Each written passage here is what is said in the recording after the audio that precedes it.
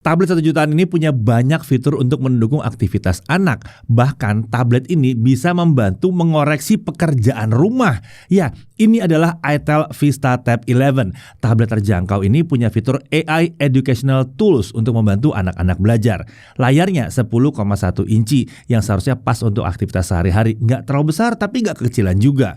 RAM 4GB, storage 128GB. Ya, ini udah pakai UFS, bukan eMMC. Baterai 6000 mAh dan punya konektivitas 4G, jadi bisa digunakan tanpa konektivitas Wi-Fi. Bisa dipakai buat teleponan juga loh yang satu ini ya. Nah, selain itu, tablet ini juga sudah dilengkapi dengan fitur Parental Control Lock yang membuatnya makin cocok lagi untuk digunakan oleh anak-anak. Oke, langsung aja kita review tablet unik yang satu ini.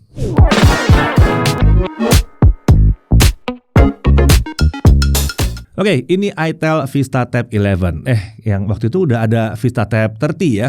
Kok ini angkanya turun ke 11 lagi nih?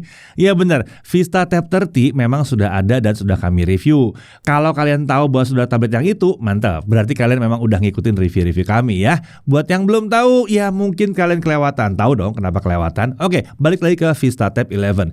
itel sepertinya menggunakan angka 11 ini untuk menunjukkan kalau posisi tablet ini ada di bawah Vista Tab 30 atau yang 30. Jadi harganya lebih terjangkau lagi. Wah, bisa jadi tablet yang menarik yang satu ini ya. Oke, kita mulai pembahasannya mulai dari paket penjualan terlebih dahulu ya. Tentunya dalam sini ada unit tabletnya lengkap dengan screen protector yang sudah langsung terpasang. Ada chargernya, ada chargernya di sini. Ya, ini charger 10 watt ya, tapi ada chargernya ya. Untuk kabel USB-C juga udah ada. Kaca pemindai atau untuk scanning ada juga di sini. Nanti kita lihat ya fungsinya buat apa ya. Lalu ada paket dokumen, ada SIM tray ejector. Ya, itel juga menyediakan case gratis ya di paket penjualan tablet ini, berlaku untuk pembelian online maupun offline. Jadi udah lumayan lengkap lah ya. Nah, untuk desain memang terlihat mirip banget dengan Vista Tab 30. Untuk material, tablet ini menggunakan polikarbonat di bagian bodi belakang dan frame-nya juga sama ya. Walaupun begitu, bodi tablet ini terasa kokoh kok saat dipegang. Sama sekali nggak berasa murahan. Untuk warna yang kami review ini warnanya ocean blue. Ada juga opsi lain yaitu deep gray. Untuk dimensinya, panjang 296 mm, tinggi 147 mm dengan ketebalan di 8,1 mm. Kalau untuk bobotnya, tabletnya aja di kisaran 428 gram. Untuk case bawaannya itu sekitar 184 gram. Jadi kalau tablet ini dibawa beserta case-nya, total bobot baru mencapai 611 gram. Jauh ya kalau dibandingkan laptop yang ringan sekalipun ya. Nah, sekarang mari kita coba lihat apa yang ada di sekeliling tablet ini dengan tablet dipegang di posisi vertikal seperti ini ya. Kenapa vertikal? Karena kami ambil patokan dari posisi kameranya ya. Kan sisi yang ada kameranya ini harusnya adalah bezel bagian atas dari layar ya. Jadi posisi penggunaan tablet ini memang seharusnya lebih pas di posisi vertikal atau berdiri seperti ini. Di kanan kita lihat ada grill speaker, ada tombol power, tombol volume up and down. Di atas ada mikrofon. Di kiri ada SIM tray hybrid. Ini bisa untuk 2 nano SIM atau 1 nano SIM plus 1 micro SD. Ini langka ya, bisa dual SIM di sebuah tablet ya. Dan ada grill speaker. Di sisi bawah ada port USB Type-C. Nah, terlihat di sini ya, itel mengandalkan dual speaker yang mengarah ke sisi kiri dan kanan tablet. Untuk kualitas suara sendiri bagi kami ini relatif mencukupi lah untuk kelas harganya. Sekarang kita beralih ke sisi depan. Ini adalah layar 10,1 inci. Tidak ada keterangan terkait panel yang digunakan, tapi menurut kami ini karakternya ini panel IPS harusnya ya. Resolusinya adalah HD+, 1280x800 pixel. Refresh rate-nya 60 Hz. Untuk brightness diklaim sampai 400 nits. Nah, saat kami coba ukur brightness layar ini ada di kisaran 400 nits, baik di indoor maupun kalau kita lakukan simulasi di outdoor. Ya, kita juga tes simulasi outdoor untuk tablet ini karena tablet ini punya fitur auto brightness ya. Luar biasa. Nah, untuk color gamut layarnya menawarkan gamut coverage di kisaran 79,4% sRGB dengan gamut volume di 86,3% sRGB. Memang belum yang saturasinya tinggi banget, tapi ini masih wajar sih buat kelas harganya. Lagian kalau diingat-ingat ya, laptop kelas terjangkau itu color gamutnya cuma sekitar 50-60% sRGB. Jadi kalau ini sudah mendekati sekitar 80 sRGB, udah lebih dari cukup harusnya untuk kelas harganya. Mau nonton konten di sini juga udah enak sih sebenarnya. Jadi kalau mau edit warna di foto atau video, selama nggak butuh akurasi tinggi yang kelas profesional, ini masih cukup banget sih. Nah, untuk bezel layar memang belum yang super tipis, tapi wajar untuk sebuah tablet kelas terjangkau. Lagian kan kita butuh bezel-bezel itu untuk megang ya. Oke, lanjut untuk kamera depannya atau mungkin dibilang kamera selfie. Ini adalah kamera 5 megapiksel, bukannya f2.0, perekaman video up to 720p 30 fps. Beralih ke sisi belakang, ini adalah kamera 8 megapiksel f2.0. Ini autofocus ya. Perekaman videonya up to 1080p 30 fps. Di sini juga ada LED flash dan untuk fitur kameranya lumayan banyak juga, tinggal dilihat aja di tabel yang satu ini. Beralih ke spesifikasi internalnya, untuk SoC dia pakai Uni SoC T615, RAM-nya 4GB LPDDR4X, untuk storage 128GB. Atel menyebutkan kalau tablet ini sudah menggunakan UFS 2.2 dan hasil tes kami menunjukkan memang ini pakai UFS, bukan eMMC, emang kenceng ya. Nah, buat yang butuh storage ekstra, kita masih bisa menambahkan microSD hingga 2TB kalau dibutuhkan ya. Untuk baterai ini 6000 mAh dan sudah mendukung charging sampai dengan 10 watt. Kami udah cek pakai charger yang lebih kencang, memang mentok 10 watt aja ngecasnya ya. Untuk sensor dia punya accelerometer dan light sensor. Apa? Gyro. Ini bukan tablet gaming dan ingat harganya ya.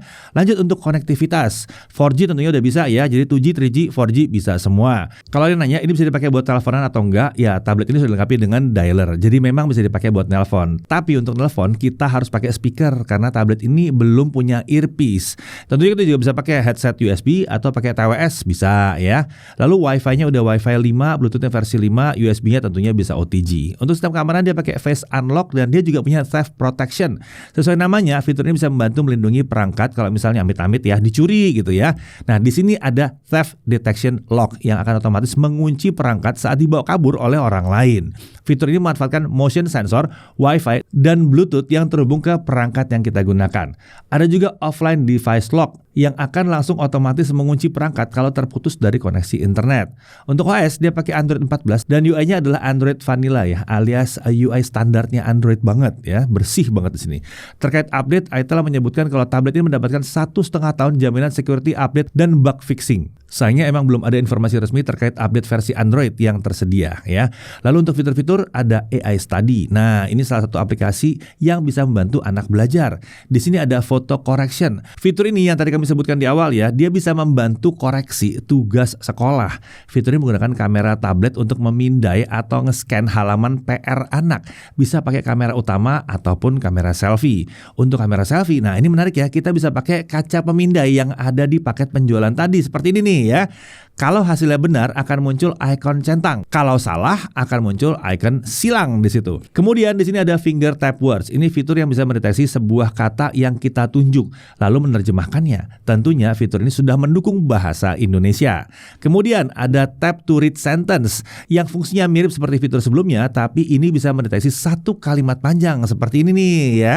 Lalu ada learning center. Ini masih sama ya. Ini juga fiturnya untuk membantu anak belajar. Di sini terdapat video yang isinya materi belajar anak SD hingga SMA dan masih ada beberapa fitur lainnya juga.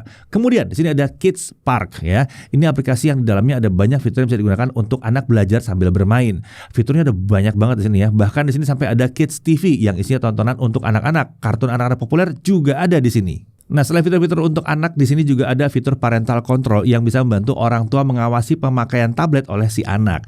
Di sini kita bisa mengatur aplikasi mana saja yang diizinkan untuk diakses oleh anak. Ada juga pengaturan file-file apa saja yang boleh dibuka oleh anak. Bahkan kita juga bisa memfilter website yang bisa dibuka oleh anak kita. Di sini kita juga bisa mengatur durasi pemakaian tablet ini. Bahkan kita bisa melakukan pengaturan spesifik untuk setiap harinya. Misalnya, Senin sampai Jumat hanya boleh pakai tablet selama 6 jam. Lalu kemudian untuk weekend itu bisa 12 jam. Nah, itu bisa disetting dari sini.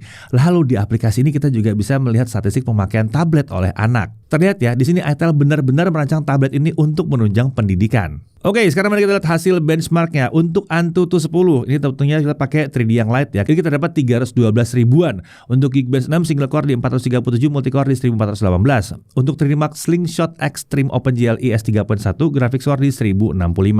Untuk 3D Mark Wildlife Stress Test, base core di 565, lowest core di 561. Jadi stability ada di 99,3% ya, stabil. Untuk GFX Bench T-Rex 1080p off-screen dia dapat 25 fps. Oke, terlepas tablet ini dirancang untuk anak ya, tapi kita coba lihat kemampuan gamingnya. Untuk Genshin Impact ya, kita langsung aja mulai. Sayangnya kalau dimainkan di lowest 60 fps, game ini masih belum bisa dimainkan dengan nyaman ya. Dia masih jalan di kisaran 20-30 fps saat traveling. Dan ini masih bisa ngedrop ke kisaran belasan fps. Jadi menurut kami ini kurang nyaman untuk dimainkan. Tapi ingat harganya ini masih wajar banget. Lagian seperti dibahas tadi ya, ini emang dipakai untuk anak-anak belajar ya. Kalau bisa lancar 60 fps, kayaknya anak-anak pada main Genshin Impact mulu ntar ya. Oke, lanjut. Untuk Subway Surfer, game ini bisa jalan di 60 fps dan lancar di tablet yang satu ini. Untuk PUBG Mobile, opsi frame rate yang terbuka itu sampai high atau 30 fps aja. Kalau dimainkan dengan setting grafis smooth high, frame rate yang dapatkan ya 30 fps. Mantap juga ya. Lalu untuk Free Fire Max, dengan setting grafis max dan frame rate di high, hasilnya game ini bisa jalan di kisaran 45 sampai 60 fps. Jadi kalau main game dengan frame rate yang lebih stabil, tinggal turunin aja lah setting grafisnya. Oke, lanjut untuk Mobile Legends dengan map quality ultra, frame rate high dan setting lainnya mentok kanan seperti ini, hasilnya kita dapat di kisaran 55 sampai 60 fps. Saat ada battle, frame rate hanya turun ke kisaran 50 fps aja. Hasil seperti ini bertahan bahkan setelah kita mainkan selama 3 match berturut-turut. Setelah match ketiga kita coba cek suhu permukaan ya. Di bagian belakang suhu hanya mencapai 35 derajat Celcius saja. Di layar juga sama, suhu terlihat di kisaran 35 derajat Celcius. Jadi aman banget. Oke, kita lanjut ke pengujian kameranya.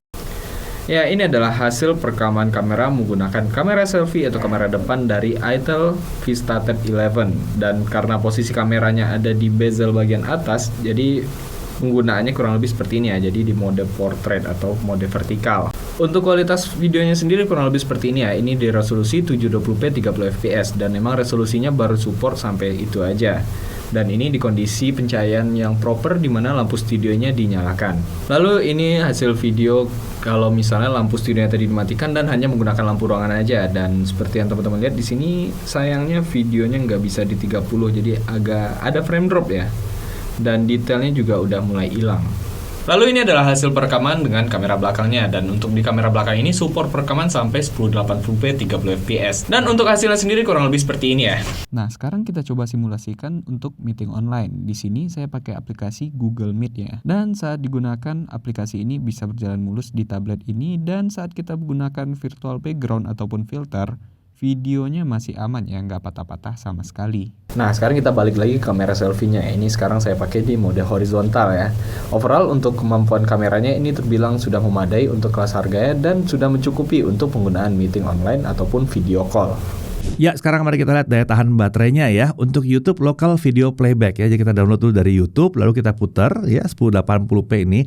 Baterai bisa bertahan 12 jam 10 menit. Ini hasil yang udah lumayan lah ini untuk layar yang sebesar ini dan untuk tablet di harga segini. Untuk YouTube streaming 1080p 30 non HDR, baterai berkurang 4% selama 30 menit. Lalu kalau kita swipe TikTok, baterai berkurang di kisaran 5% dalam 30 menit. Oke, sekarang kita lihat chargingnya. Kita coba dengan charger bawaan ya. Dari 0 sampai 50% itu butuh waktu 1 jam 37 menit. Dari 0 sampai penuh butuh 3 jam 48 menit. Memang sih ini terbilang lambat ya, tapi ini hasil yang wajar mengingat baterainya yang 6000 mAh dan chargernya cuma 10 watt aja. Oke, lanjut lagi untuk Netflix, dia dapat Widevine L3. Jadi kalau mau nonton resolusi yang tinggi ya, kita lebih baik download dulu kontennya dengan kualitas yang tertinggi kalau kita mau nonton. Lalu untuk YouTube streamingnya bisa sampai 1080p 60 fps tanpa dukungan HDR. Untuk haptic feedback di sini tidak ada. Untuk WiFi sharing di sini juga belum bisa, tapi kalau hotspot seluler itu bisa, nggak ada masalah. Untuk tablet pasti semua pada nanya ya, layarnya bisa menerima input sampai berapa jari. Nah, ini bisa sampai 10 jari ya, sudah sesuai ya. Apakah bisa pakai keyboard yang lain atau nambah mouse? Tentunya bisa, karena secara standar Android bisa pakai keyboard dan mouse Bluetooth dan juga bisa via port USB-C-nya. Kalau nanya bisa pakai stylus atau enggak ya, dia tidak ada stylus bawaannya, jadi nggak ada layer spesialnya untuk stylus. Tapi kalau mau pakai stylus yang generik itu sih bisa-bisa aja. Tapi ya itu seperti gantinya jari aja sih sebetulnya. Nah, untuk harga, tablet ini dijual di harga 1.499.000 ya. Terjangkau dong, tapi kalau ada promo harganya tentu bisa lebih miring ya, dan bonus-bonusnya juga biasanya seru-seru nih. Nah, kalau kalian sendiri dapat harganya berapa sih? Coba deh cek di toko online. Dapat berapa sih? Coba tulis di kolom komentar ya. Oke, untuk hal yang perlu diperhatikan. Pertama, performanya memang masih terbilang belum yang kencang-kencang amat, tapi melihat kelas harganya wajar sih performa segini ya. Lalu untuk layar, resolusinya memang HD+, tapi lagi-lagi untuk harganya ini bukan sesuatu hal yang jadi masalah sebetulnya. Dan ini juga layarnya bukan yang 12, 13, 14 inci kan, ini masih yang di 10 inci. Kemudian untuk chargingnya, ini tergolong lambat sih memang ya. Dan dia start dari Android 14 dan belum ada info soal update versi Android dari iTel. Walaupun memang sih zaman sekarang Android 14 masih mumpuni banget. Nah, dari sisi kelebihannya, ukuran layarnya bisa dibilang ini pas ya, nggak kebesaran dan nggak kecilan juga. Lalu dia punya AI Education Tools yang membantu proses belajar anak. Fitur-fitur pendukung belajar ini oke nih yang ditawarkan di sini ya. Lalu ada fitur parental control bawaan juga. Kalau butuh pakai aplikasi parental control lainnya tentunya juga bisa, tinggal download dari Play Store dan bisa pakai Google Family Link atau yang sejenisnya. Itu juga powerful tuh ya. Lalu tablet ini juga punya konektivitas 4G, jadi koneksi internetnya tidak bergantung tersedianya Wi-Fi. Ini memungkinkan pemantauan aktivitas anak secara remote. Sekalipun di tempat anak kita itu tidak ada Wi-Fi-nya. Kemudian ini bisa dipakai buat teleponan juga ya. Siapa tahu orang tua menelpon ke anaknya. Bisa ya. Dan dia support dual SIM, dua-duanya bisa 4G pula ya. Storage udah 128 GB dan udah UFS. Jadi bukan yang lambat gitu kalau loading ya. Masih kurang, tenang. Dia juga support microSD sampai 2 TB. Ada fitur auto brightness juga di sini. OS juga bersih dari iklan. Setidaknya selama pengujian tablet ini, paket penjualannya juga terbilang lengkap. Ada soft case dan ada screen protector juga dalam paket penjualannya. Jadi pertanyaannya, tablet ini cocoknya buat siapa? Ya tentunya ini akan cocok untuk orang tua yang lagi nyariin tablet untuk aktivitas harian anaknya. Apalagi kalau yang masih kecil-kecil nih, cocok banget ya. Fitur yang tersedia di sini terbilang bisa membantu anak belajar, terutama untuk TK dan SD. Kalau mau dipakai SMP sampai SMA juga masih bisa sih sebetulnya ya.